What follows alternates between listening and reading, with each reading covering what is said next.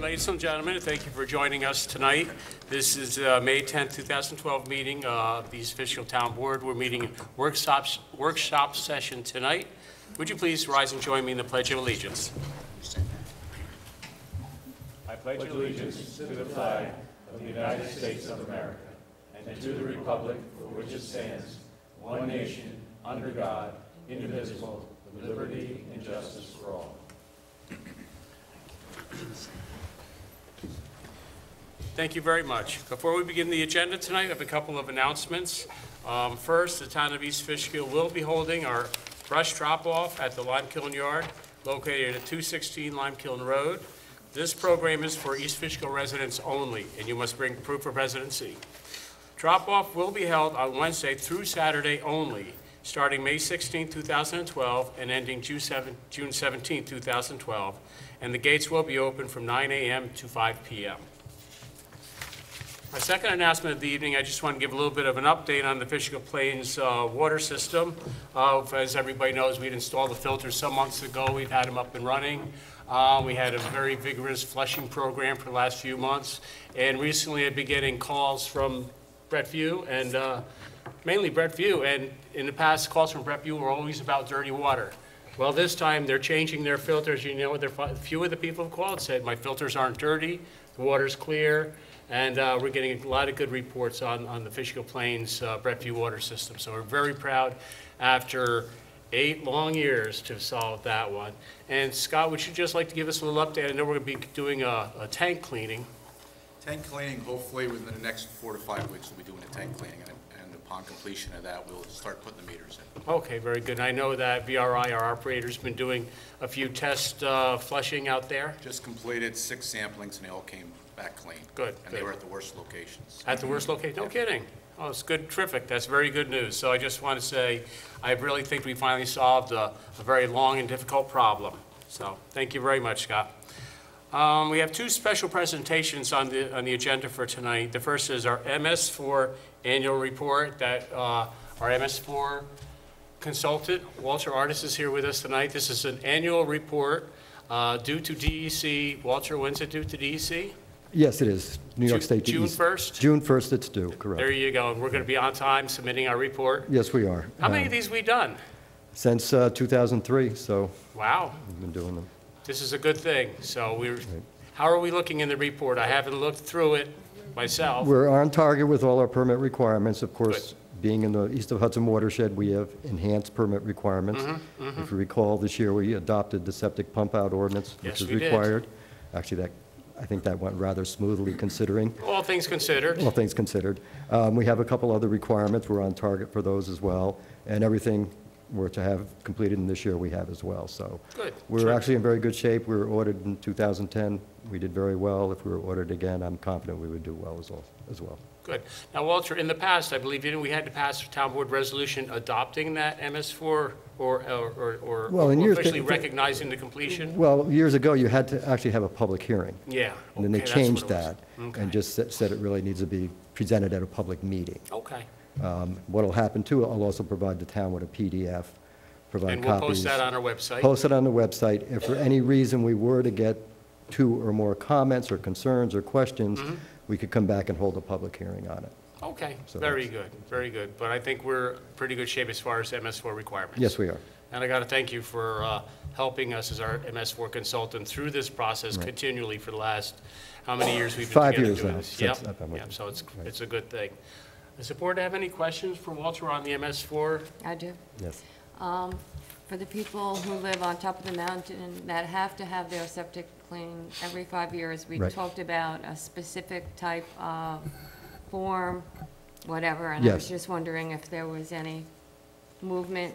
Yes, actually, quite a bit. Actually, the form went out, I think it went out in 2 or 3 mailings, I believe, right after we adopted the ordinance.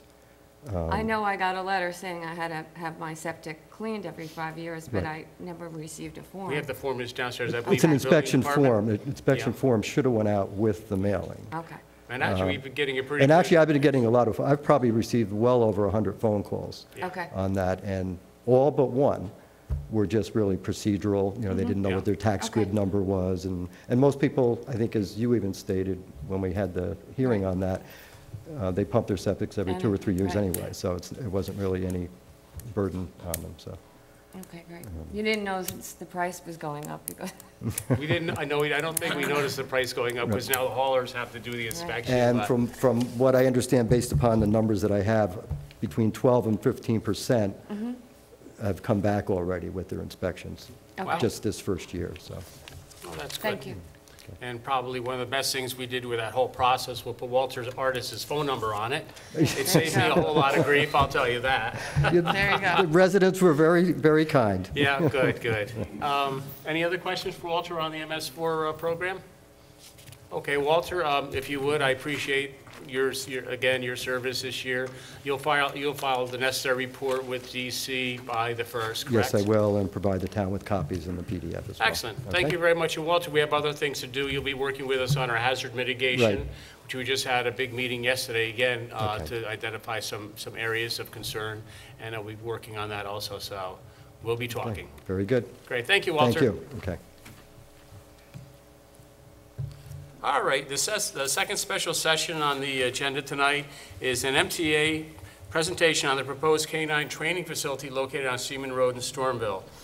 Just a little background, a few years ago, the town of East Fishkill was contacted, and the MTA was looking for different sites in the area to locate a K-9 training facility. We were on the short list. Subsequently, we were chosen to be the site for the facility out on Seaman Road. I forget how many acres there were. I know there were 2 parcels. I believe one was 60 acres, and It's I about believe 70 acres, Supervisor. about 70 acres, yeah. And, you know, they came out, and we had discussed this project early on in the process. I would just like to defer to the attorney just for one quick moment. Tom, actually, as far as the MTA is concerned, we really have no jurisdiction over this type of a project, correct? That's correct. We don't have any approval authority. We would just be able to make comments through their environmental review process with respect to any aspects. Okay, okay. And we had asked them to come forward as the project went along and just have a public presentation and tell us where we are with this and what it all entails. I would like to point out that I deal a lot with Lieutenant John Kerwick here, who's been terrific at answering our questions and addressing any concerns. John, you guys have actually been operating in the buildings that are on the site now. That's correct, Yeah. yes. How we long have. have you been operating for? About 20 months, Supervisor. that Yeah, long? We've been out there about 20 months. Okay, and, a year and a half you've been operating out there. Okay, and I will tell you this, one person, if I need anything answered, or I have any questions, or anything needs to be addressed, Lieutenant Kerwick has done a terrific job. So John, if you'll tell us a little bit about the project, where we are and where we're going. Sure. Thank you, Supervisor. Before I start, I'd just like to introduce myself to everyone. My name is John Kerwick, and I'm a lieutenant with the MTA Police. I command the K-9 unit, which is a 50-member person that handles dogs, and we look for explosives on our system. I'd also like to introduce Sergeant William Finucane, who's our senior trainer, and he's in charge of all the hard work that I don't do. But again, I want to thank the supervisor, the board, and all the county and local officials for having us down here today, and most importantly, the residents of the town that may be in here. You know, your interest is appreciated, and any feedback you give us is always taken into consideration, and I thank you for that. I got to apologize to everybody in the room before I start, because I am a horrible public speaker. So just bear with me if I bore you to death. I understand that, and I'll make this short, brief, and to the point for all of you. I'm not an attorney, obviously. I'm not an engineer, nor am I an architect. So I'm going to give you I'm the end user of this project. So I've had a great design team working with us, trying to get this building going. We're still in the design phase of it. And if there's any technical questions about the project relating to legal, environmental, engineering, or whatever, I'm going to defer some of those questions to some of my team. And I'd like to just introduce the people, if I could, real quickly. Commissioner James Sedor, who's the MTA board member representing Dutchess County. Please raise your hand as your name is announced. William Ritz, Director of Facilities and Engineering for Metro North. Mr. Jeffrey Dosh, Project Manager for this project for Metro North. Ms. Deborah Pollock, Senior Associate Counsel for MTA. Mr. Mike Moskowitz, who is a project manager of Jacobs Engineering, the firm that we've contracted to do the design work, and Mr. Peter Bass, who is the director for agency-wide environmental policy and compliance for the MTA. I can't say that a second time, but he's been a great big help to us. Before I get into the technical end of the project, I just want to talk to everyone about the why of the project, like why we're here. I can explain the building and everything else to you, but more importantly, I think, is that we're so focused on building this and designing it, we kind of lose sight sometimes of why we're doing it. Years ago, when I became a police officer 23 years ago, I did a pretty good job of catching bad guys. We looked for the bad guys, the people who would steal purses, the people who would steal a laptop off somebody on the train, or whatever equipment they had at that period of time, or just people that just wanted to plain hurt other people. And it was easy to pick out who these people were. They fit a criteria usually. They kind of traveled the same way. We arrested the same people over and over again for usually the same crimes. And 90% of our work was repeat business, repeat offenders. And I think some of that's still true in police work today. However, some things started to happen in the 90s. 1995, we had the Oklahoma City bombing. 1996, we had the bombing at the Atlanta Olympics. 1993, we had the World Trade Center bombing the first time. Different kinds of crimes here. They're kind of crimes against groups of people instead of just a victim, a potential crime victim. So then 9/11 happened, and that morning, I'm sure everybody in this room remembers it very well. It kind of changed everybody's life, no matter where you lived or no matter where you were. We lost 3,000 people just a few miles from here. New York is probably the #1 terrorist target in the country, unarguably at this point. And we had a K-9 unit prior to that, and we were pretty much busy catching those bad guys I was talking about earlier. Suddenly we realized that these dogs could be used for a lot of other things that might help us keep these terrorists at bay. And we're fortunate enough, Sergeant Finucane has a lot of time under his belt, so do I, and we have some other people that are with us. And we got the cooperation of the MTA, and they allowed us to build a K-9 unit that was very functional and very different from anything else that's in the country. And we still stand by that today. We've taught our dogs to do things that normal persons wouldn't ever think of, and I can only tell you about some of them. But in the old days, we used to take our dogs and worry about tracking across a field looking for somebody.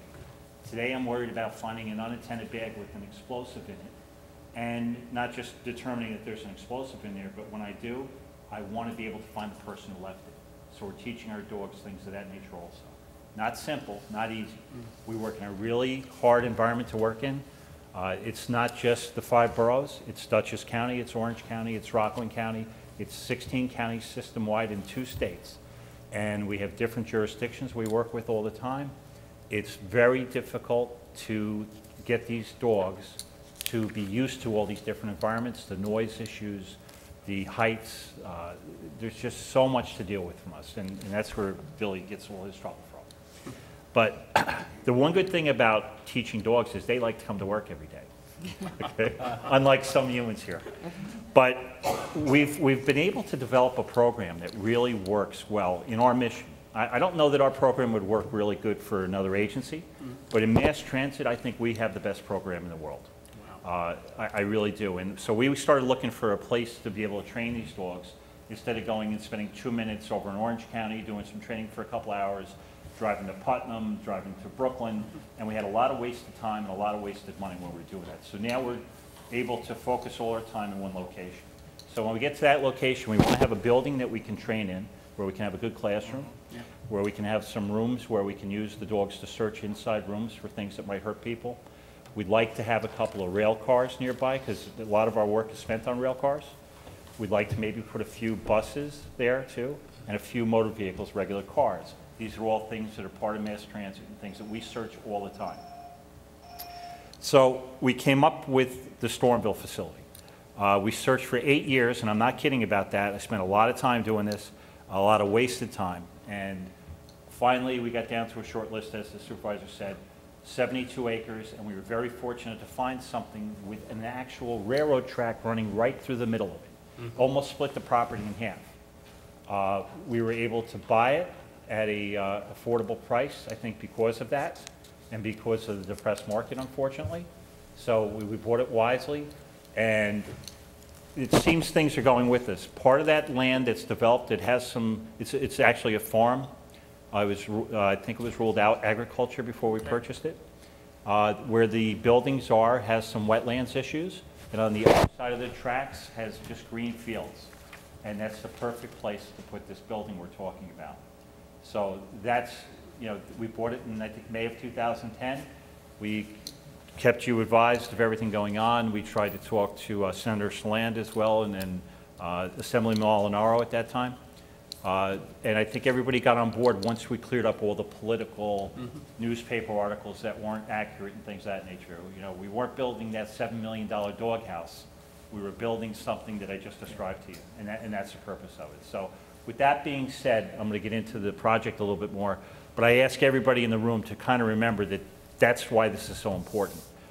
We're not just building another building to build a building. This thing is going to be important to the whole region, to mass transit itself, and it's, New York's the biggest target, that's all I can tell you. And God forbid something happens in New York and it happens via train or via something like that, more than likely it's going to start in a place like Poughkeepsie or Wassail or New Haven, somewhere in between where somebody's going to get on a train and travel into New York. The person that we don't suspect, because that's been the history of what's happened in Madrid and what's happened in London. So history repeats itself, and I think we learn from tactics. I think it's very important that we pay attention to these areas as well as just the 5 boroughs, and I think my supervision and my management feel the same way. So getting into the project itself. The building itself will be about 15,000 square foot. The total height of the building from the highest elevation of the land will probably be no more than 14 or 15 feet. I think the entire thing itself is about 25 feet. We tried to keep a couple of things in mind. I don't know if you're familiar with the area out there by 229 Seaman Road, but it's a very rural area. The gate going in is very dirt. There's a little gate. All of our design has that same thing in mind. We're going to keep dirt from the roadway into the gate, and there'll be slight pavement from there going into the facility. So if you're driving by, you might see an electric gate of low stature, possibly a small sign, but not lit at night or anything like that. We're trying to keep everything low-key and respect the area where we're at, because, like I said, I live in the town too. Okay. We're going to have a few classrooms in here, some areas where we can put the dogs in to search, and we're also going to have some indoor-outdoor kennels where the dogs will stay during the daytime. Our dogs are all assigned to us. We take them home, they live with us at night. Wow. On rare occasions, there might be a dog or two there overnight, but it would not be a regular basis. If we were going to start a school or something of that nature, we might have to hold the dog overnight so we could test it the next day, something like that. But we actually placed these kennels on the farthest point from any residences we could, and I guess the closest place is Greenhaven Prison. If you could just take a quick look at the overview. Seaman Road is right here, if you can see it, and this is our driveway, which is called Perrin Lane. And this is exactly where our house is right now that we're using for a basis of operations. We're actually moving it farther away from any of the residences here that I think they're located in the town of Beacon. So it's actually moving farther away. So we're not planning on increasing the amount of traffic, people, or anything else that's going through there. We average about 10 persons a day. That might be a little bit on the high side, and vehicles included in that. Occasionally we may bring some more people in a few times a year and have an event there or something, but nothing like the Stormville Flea Market or not 55 vehicles or anything like that. Just we might go from 10 to 18, 2 or 3 times a year. Okay. John, let me just clear this up. So you actually on site may train 10 dogs a day? Is that what you typically have there? Okay. That's on the high end? That's usually on the high end. There'll be many days we won't be there because we might be doing something else elsewhere in the system. Right. But if I have to be fair, 5 days a week, if you want to figure 10, I think we're safe and I'll never have to retract that. But that being said, there will be some slight road improvement in here with paving. It's all dirt right now, but it will not be visible from the roadway. The lighting will be kept very low, And living in the area, I know that the Greenhaven kind of radiates quite a bit. We have no intention of ever keeping our light very low without having any, I think the term is trespass light, or something like that. We're going to keep that very quiet. There is also going to be on the scene besides the building, we're going to have the rail cars I was explaining to you. We have those railroad tracks here, so it's nice. We're actually going to truck the cars in because it's not really a great budget idea to actually bring these trains in and build tracks. So we're going to bring them in by truck. And we're going to place 2 rail cars over in this area, okay, with the platform. And we'll just have a standard platform like you'd see at any train station. 2 rail cars here so we could get the dogs acclimated to going on and off them and searching inside them. Now we have to drive all over to get to them. So that'll be a good thing. Also, we're planning on having just a cement pad with a little pavilion over it, not walled out, where we're going to put 10 New York City style buses under it with very low lighting effect. The purpose of the pavilion will be to keep the snow off the radar. Same thing with some motor vehicles. We're going to do about 30 cars. That will probably be cars that are in good shape because, believe it or not, dogs can't search cars that are all mangled up because they'll get cut. Oh. So they'll be presentable vehicles. And all of this is almost unseen by anyone. There's a great buffer of trees around it. We've made a lot of trips around to the neighborhood trying to see if we could see the area.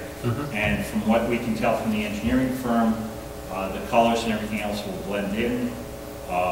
And the height of the building should not be an issue for anyone. Okay? So I think we're pretty good there. Oh, so driving down Seaman Road, I won't look over and see the tower shaft or anything like that? No, we do not see that. The highest point is going to be the elevator structure here. And I think I'm not sure how many feet this is going to be above the building line. About 4 feet. Oh. But it's recessed into the hill. I see, yeah. It's recessed into the north. So we're going to be able to do all this training in one spot right now, and it's great because we have this acreage and we have this big buffer. We're literally, in my world, in the middle of nowhere in terms of the towns and other residences. Anything we have done so far, I think it hasn't encroached on anybody. At least I've not been made aware of it. No.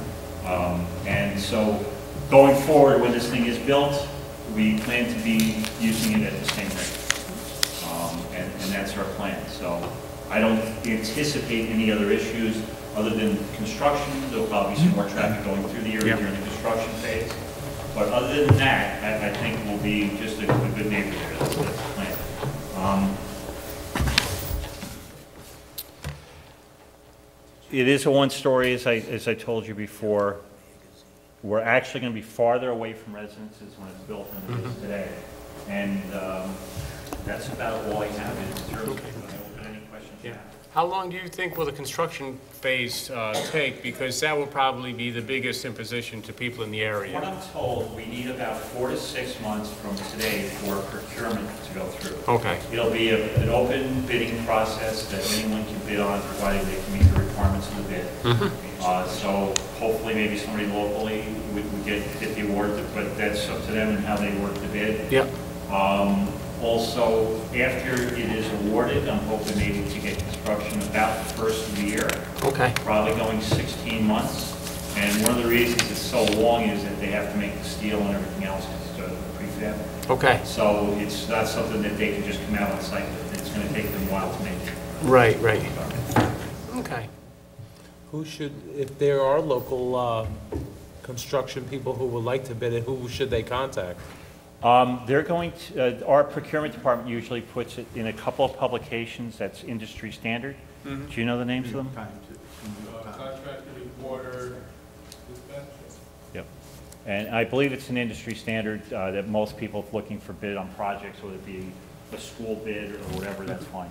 And I just want to say, since Chief Nichols is in the room here too, and the captain, we're here to help you. Under the authority of my chief, Michael Cohen, he's made the offer that if you have a critical incident and we're here, we'll come to you, assist you. We're not trying to take the place of the sheriff's office or the state police, but if you have a critical incident and you need us with a school issue, a bomb threat, we've talked to IBM and made the offer there, we're here to help. And to be honest with you, the more we work our canine teams, training is one thing and working the incident's a good thing too. So we welcome that. We don't look at that as a problem. Now, I understand, John, you're gonna give us a free dog every 8 years? Is that it, every 8? I thought it was every 6, Chief. Okay. Good. And you know, to be honest with you, when it first came up, and I was very concerned about it, you've been good neighbors in the neighborhood for the past year and a half. You know, I've never had any complaints. But also, John, what you told me, as you just spoke, you know, it's a different world we live in. And there's a big advantage to having a facility with these kinds of resources locally. I mean, I'm very impressed with what you told me about the training of the dogs and what they'll be doing, and they will actually be accessible to our police department, to the sheriffs, and as you said, to Poughkeepsie train station and you know, checking all those areas. So I was very impressed with that. No, thank you.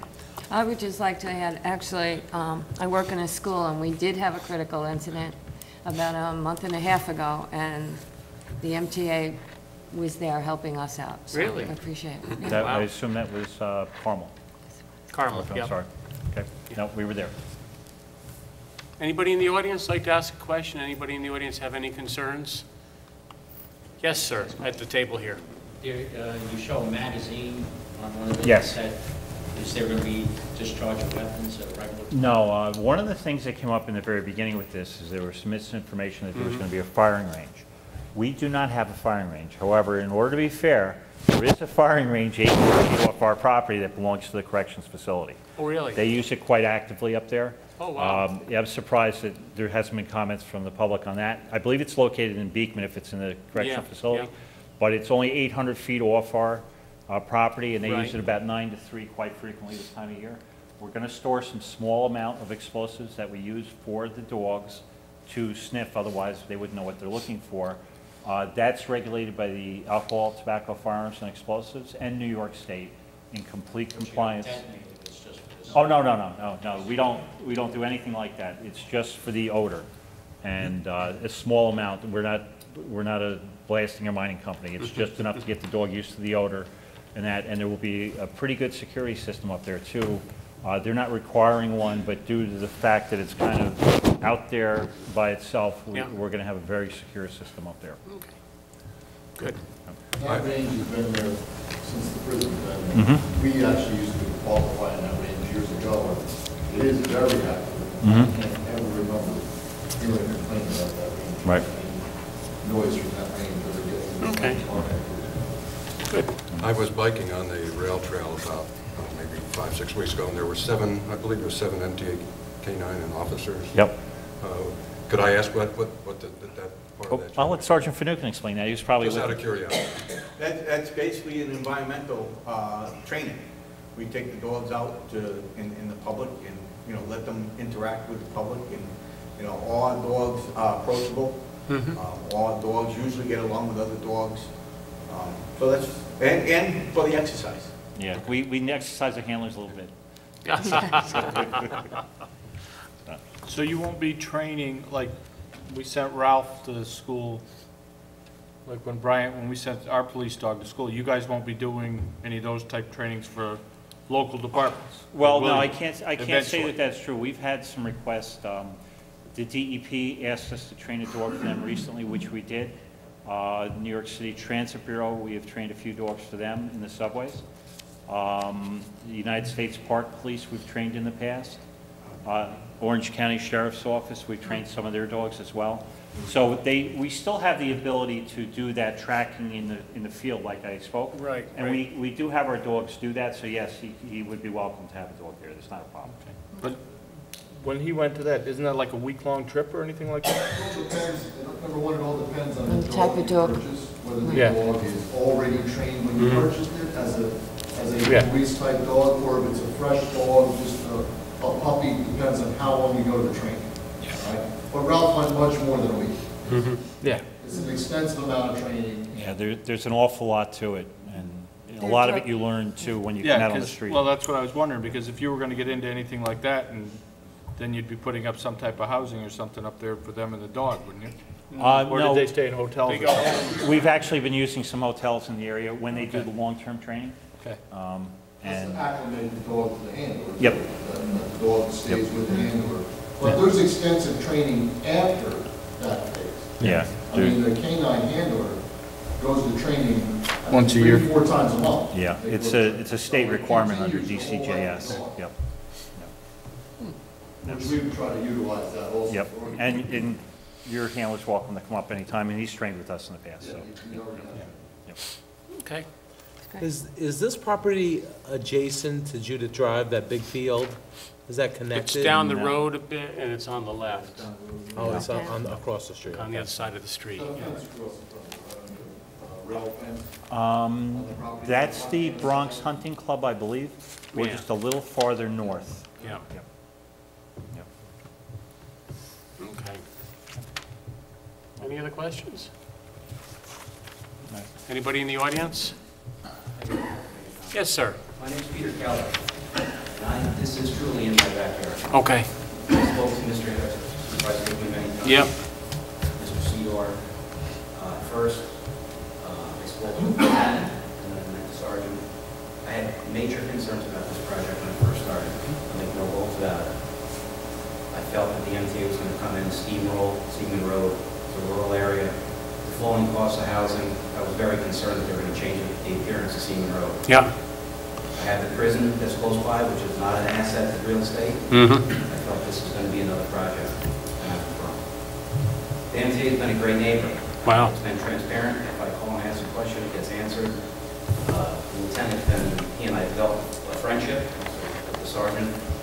Any questions I have or concerns are taken care of immediately. It's been a good experience with the MTA. Wow. And, Thank you. I appreciate I'm also a retired police officer, 23 years. It's very difficult to find places to train. Mm-hmm. It's probably one of the hardest things for police to do with the industry is to find a place that's secure enough to do something like this. And I don't know if the general public really understands what goes on with the dogs. Yeah. With counterterrorism. Yeah. We need a spot that's secure and that's out of the eyes of the public. And this is a great location for it. And I welcome it to my neighborhood. Wow, terrific. Thank you very much. We appreciate that. And you know, like you, well, you were a police officer, so you had a little more understanding, but until Lieutenant Kerwig sat down one day and explained to me what they actually do, I was really amazed by what they do out there at that facility. So I'm very impressed and very happy to have them here. And also, if I have a problem, I ask Lieutenant Kerwig, and I find very responsive, taken care of, and not a problem, so I'd like to thank the Lieutenant for that. As we go forward, and I have no problem with anybody in the audience asking a question tonight, or if something comes up and you have a question and you're not able to be here tonight, if you want to send me an email, send me a letter, drop by a letter, if any questions of any of the neighbors, I could certainly contact you, and we Yeah, could and I'll address it right we could away. respond to any other questions. Absolutely. Terrific, terrific. Anybody else in the audience like to ask any questions or make any comments? And I thank you for that comment as a neighbor. Yes, I am the neighbor. I have no Yes. the facility. Yeah, that's good. It's been a great experience.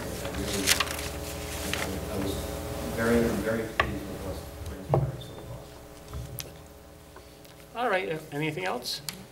Lieutenant Kerwick, thank you very Thank much you, for everyone, for letting your us time. know. Thank you. And you think construction would be starting around the first of the year? Somewhere around the first of the year, Supervisor, Okay. and probably 16 months in Okay. that area. And I will keep you in the loop, of course. Yeah, obviously, if there's any issues arise during construction, we'll work them out. Absolutely. Great. Thank you very much, appreciate it. Thank you, sir.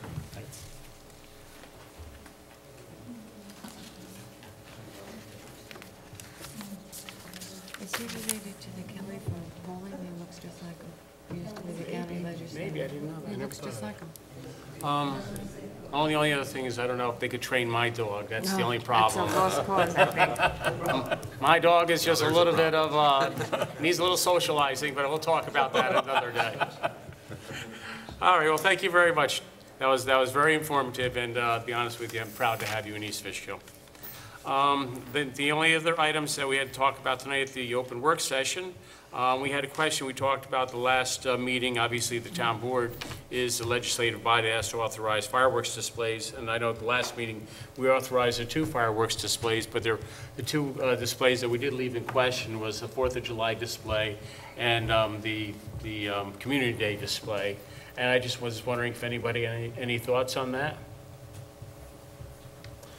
Well, is the recreation director here?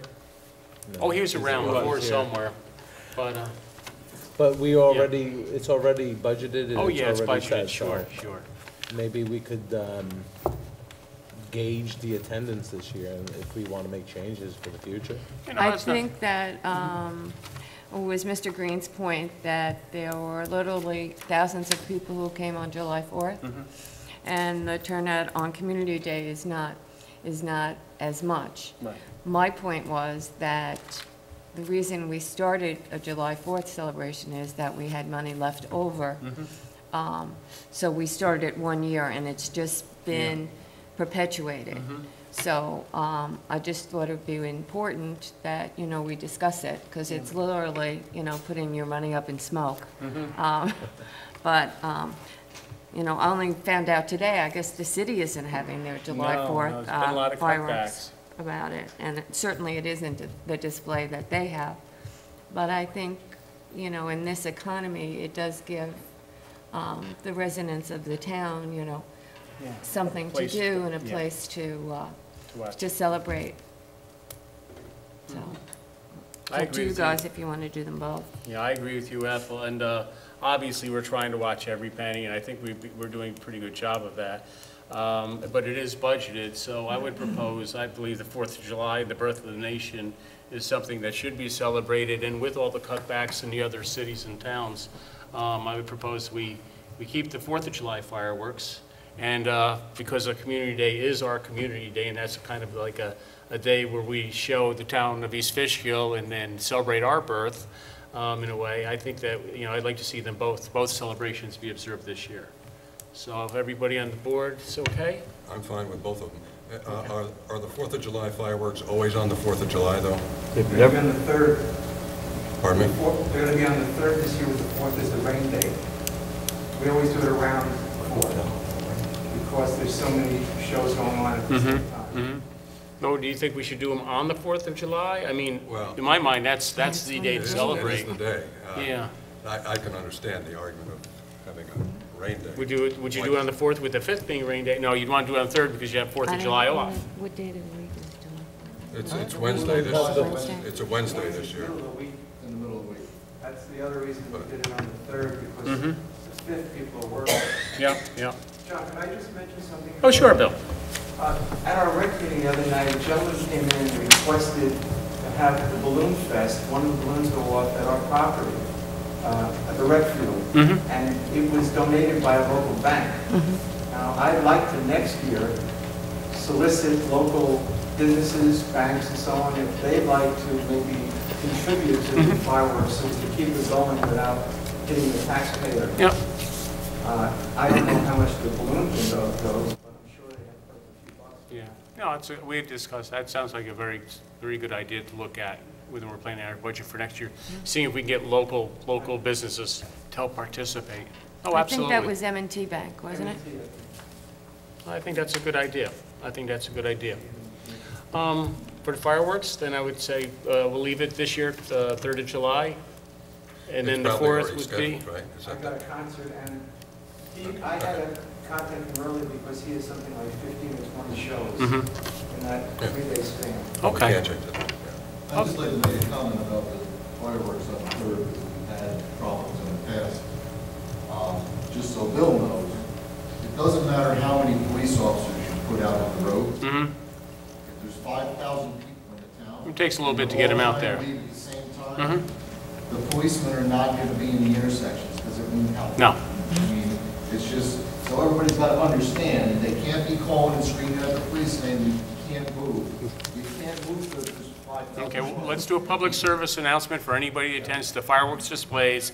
If you get stuck in traffic for maybe up to 45 minutes, it's not the police fault, it's because we just have to move a massive amount of people. Yeah. I have to give you a microphone. Chief, Because they look at the Yeah. police and they slow down. Yeah. It actually makes it Well, I always slow down when I see an officer. I have to get, next time you sit over there, I'm gonna put a microphone over there for you too. I didn't realize that. Normally people can hear me without a microphone. Yeah. Well, the best show after the fireworks is really sitting on my front lawn, That's true. watching all the people come out of the Trying to get out. community center, and watching the cop all pushing them the wrong way. And they're going, it's great. But, I mean, as far as the fireworks, I mean, Ray and Ethel and Jen and a couple of, I think that was it. I mean, we might want to look at, I mean, I like Community Day, and I mean, we really gotta look at that too. I mean, Well, the issue with Community Day is because everybody tends to go home and then come back. So we changed the hours on Community Day, we're started later, so it was a shorter window. so we gotta, we've actually gotta come up with something bigger to keep some of those people there, or bring some of the people back, because we used to have a bigger crowd that stayed through. Okay, we'll see what we can do. We can have the canines from the MTA come. They're good. Okay, no, that sounds like a good idea. Yes, Marty? Certainly. I know that. You said that the last meeting you were here. So we had 5,000 more cars. It is true. Getting through, especially through the hamlet is always a challenge. Yeah, we're having a traffic study done by our traffic engineering firm, Hudson Valley Engineering, on the hamlet to see if there's anything that we can possibly do as far as eliminating curb cuts, rerouting traffic and stuff, because obviously, Marty, we all agree with you. That's, when you have this many lights stacked that close, it just impedes it. Exactly. We've spoken with the DOT and they've been out, but they don't seem to stay in sync, so. We'll be through this again next. Okay, we'll see you 2 weeks from tonight, we'll talk again. Excellent. All righty, so we're good with the fireworks display, then we'll do both of them. Bill, July 3rd, and then 4th would be the rain date. And I don't know if you announced, but Hopewell Ho's 100th anniversary, but we approved that last time. Yeah, we did We're that. having fireworks at the carnival for the first time in years on August 10th. Okay, The fireworks. okay. And when is the Sons of Italy? There's Memorial Day is the Sunday. 25, 26, 27. 27. I think the 26th Saturday. Okay. Sunday the 28th. Okay. All right. Still gonna have that for the Memorial Day, yes. Oh, Memorial Day celebration, Marty, I'm glad that you brought that up, I forgot to print I that have up. it inside. But Memorial Day, we will 27th, Bill. 27th. We will be starting Memorial Day down at the community center. I believe we'll be marching at 10:45, arriving at the memorial area down in 82 and Beekman Road, and the ceremony will start at 11 o'clock in the morning. Doug's expecting food, he's flying back. You promised him food. I didn't think he'd come back for a hamburger. Great, thank you, Marty, for reminding me of that. I should have brought that up. We'll have that posted, I think we have that posted on the web, but I will check. Yes. The only other thing I did want to discuss a little bit tonight is we had a memo from our controller, and I discussed this with Bill. What had happened with the recreation trips, our bus trips, let's see, there's a specific line, programs for the aging, there's usually an amount delineated for trips. But other trips are open to all taxpayers and they're charged off to youth. And Bill and I discussed that this morning, that the problem is that we're not seeing the revenues not broken down. We see estimated revenues from recreation. We have basically Red Wing receipts and general recreation receipts. And Bill, what we've seen over the last 2008, 2009, 2010, the expenditures went up, but the revenues kind of went up and back down again. So in 2008, we had a loss of $600, and in 11, we had a loss of like $6,600. But I think, and this is just my opinion, is we're not really realizing what the revenue is. You know, because it's not broken down as a separate line, so we're just kind of saying this is what we feel the losses are. You know, you said there's a difference with how you're booking these from a few years ago. 3 years ago, it was brought up about trips to casinos. So what I started 3 years ago is the town pays not 1 penny for the casino trips. They put the money up and it comes back, and all the monies come back to town. And in our average casino trip, we are making a profit if the buses are filled of $200 to $300. Now the other trips, what we've done for years, as the seniors have done, we announce the trips, the Christmas show, Saratoga, Broadway play, baseball game. We, the town, pay for the bus, and the resident pays for the ticket or whatever. And we've done that, as the seniors have. So when it says a line item, maybe $7,000. Right. Right? We have to spend up front for the whole bus, and then we reimburse the town for everything You know, you're taking the bus and everything else, we Right. reimburse the town everything but the bus. Okay.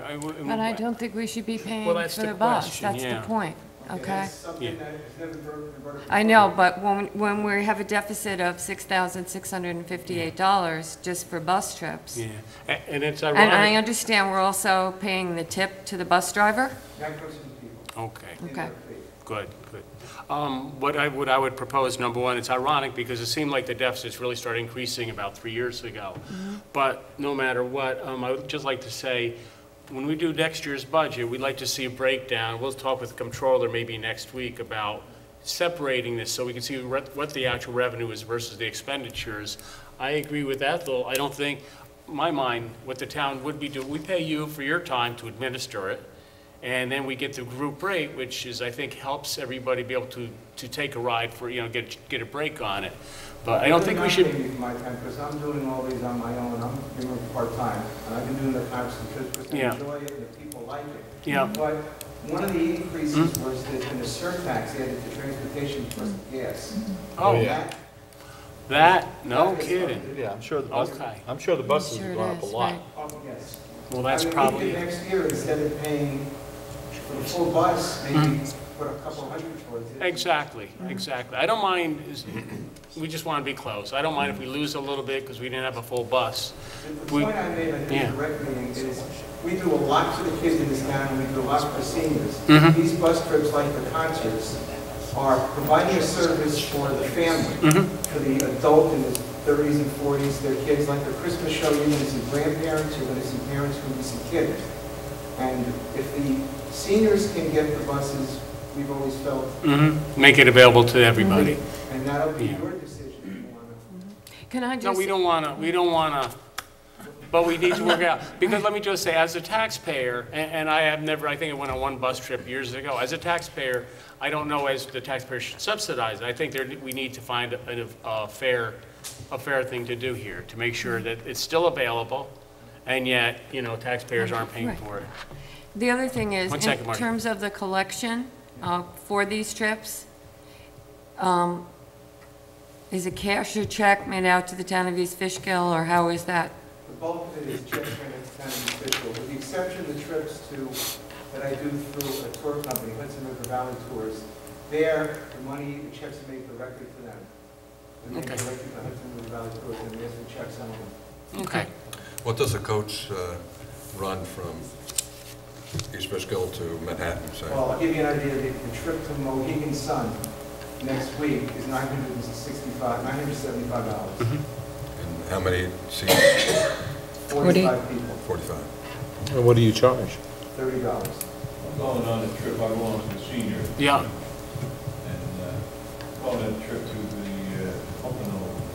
Oh, Pocono Downs. I'm paying $55 for it, I'm not getting it for, I don't think any break. Now, the seniors do the same thing, they don't, for their bus dealing trips, they don't take any money from the town for their Mohegan Okay. Sun trip, just the other. But I think you're getting food, additional food, right? okay. I'm going to see. Bring one, because I owe Doug McCool a sandwich, so please bring one over. Bring one will you, back. please? All right. Well, I think the point is that really, and believe me, we don't want to take anybody's bus trip away, but the taxpayers should pay for, you know, they pay this, and we just want to make sure it's fair. And I think by adding another line in the budget, so we'd understand better, Bill, what the revenue is to offset the expenses. So we'll sit down with the comptroller and work that all out. It's a budgetary thing for next year's budget. All right. He's got this blonde-headed woman that works for him. I don't know her name. Christina? I don't think- Is that someone new? She's wonderful, isn't she? Yep. Down there on the garden. Oh, Lori? Hard work. Oh, Lori's fantastic. Brangelman, yep. Oh, I can't tell you how proud I am of Lori Brangelman. I thought she was does a on the great bus job. trip. I was wondering who she was. Yeah, that's what I I thought. bet on that bus trip. All right. I think that's everything for tonight. Anybody, any comments, any thoughts from the board?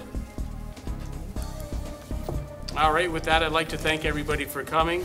The next town board meeting will be on May 24th at 7:30, and that will be our May voting meeting. Thank you very much for coming.